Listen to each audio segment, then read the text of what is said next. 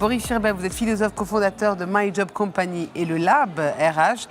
On vient de vous entendre sur la plénière. Qu'est-ce que vous nous avez raconté? Vous avez partagé votre vision, votre engagement, on vous écoute. Alors, bonne question. Alors malheureusement, je peux parler des heures, mais voilà. Mais pour faire très très court, on a discuté de ce qu'allait devenir l'entreprise.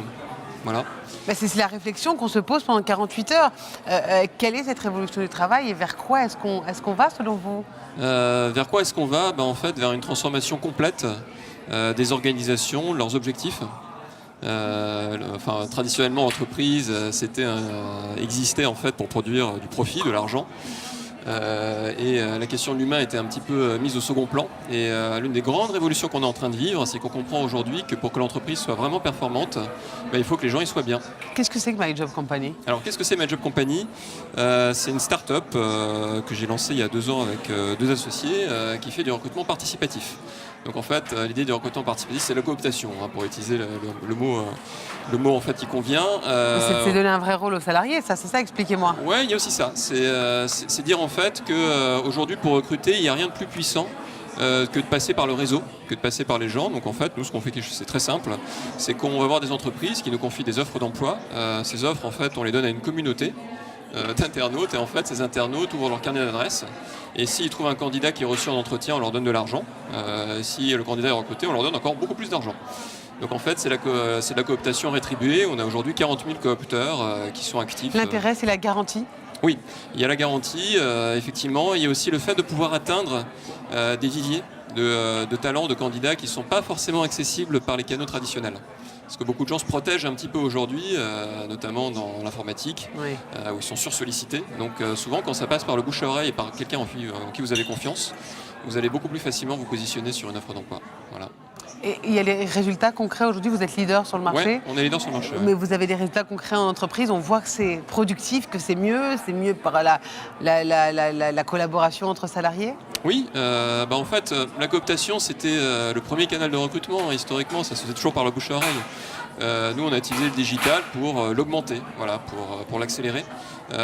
Donc ça marche encore mieux qu'avant de ce point de vue-là. On a 600 clients aujourd'hui.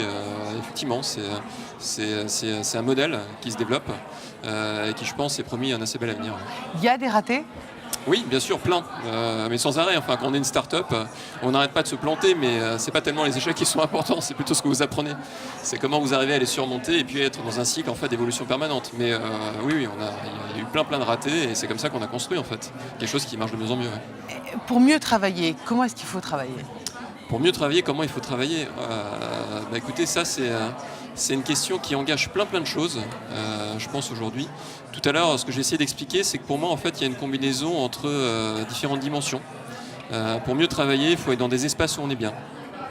Ça, c'est important. C'est vraiment réinventer l'espace de travail. Il faut en fait avoir des plus attirants, en fait aussi le rendre plus multiple, plus différencié. Des moments où on est ensemble, des moments où on peut s'isoler aussi. Il doit nous ressembler? Il doit ressembler aux salariés? Je pense qu'il doit ressembler à la richesse de l'être humain. Vous voyez, c'est que pas faire des choses qui sont très normatives comme on a fait pendant longtemps avec des petites cages à lapins pour les salariés, ouais. Mais avoir vraiment en fait des espaces qui nous permettent. Oui, parce qu'il y a des gens qui ont besoin d'être entourés par d'autres, il y a des gens qui ont besoin d'être un peu plus seuls. Et puis la même personne peut avoir des besoins différents dans le temps. Mais surtout en fait, c'est avoir des espaces chaleureux, je pense. Ça c'est très important. Des espaces en fait qui créent du contact. Ça c'est une première chose. Mais il n'y a pas que ça, il y a aussi des outils.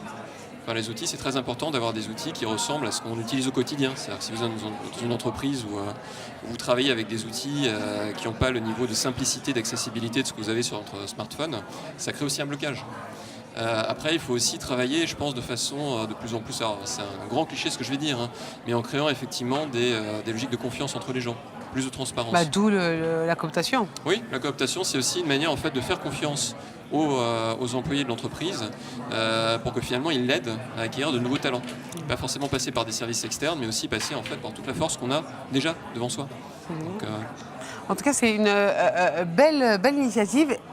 Dernière question, dans 10 ans, comment sera le monde du travail pour vous? Alors ça c'est vraiment la question... C'est la question qui vaut 1 milliard de points. Aujourd'hui, je n'ai pas plus de réponses que qui que ce soit.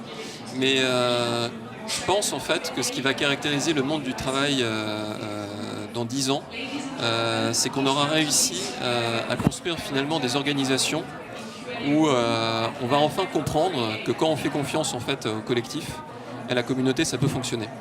Et je pense que ça, je l'ai vu fonctionner. Enfin, j'ai vraiment des exemples, je l'ai vu. Je l'ai vu dans des écoles comme 42 où il n'y a plus de professeurs. J'ai vu en fait des entreprises où il y a plus de management directif. Je l'ai vu fonctionner, c'est vrai, ça marche. La seule chose, si vous voulez, c'est qu'on est très englué par des programmes, par des choses en fait qui nous font croire que c'est impossible. Donc en fait, c'est vraiment réussir à trouver... C'est une évolution de mentalité qu'il faut donc. Merci, en tout cas, c'était très intéressant. Merci Boris Sirbet, donc philosophe et cofondateur de My Job Company et le Lab RH. À très bientôt et maintenant, on reçoit un nouvel invité tout de suite après le jingle.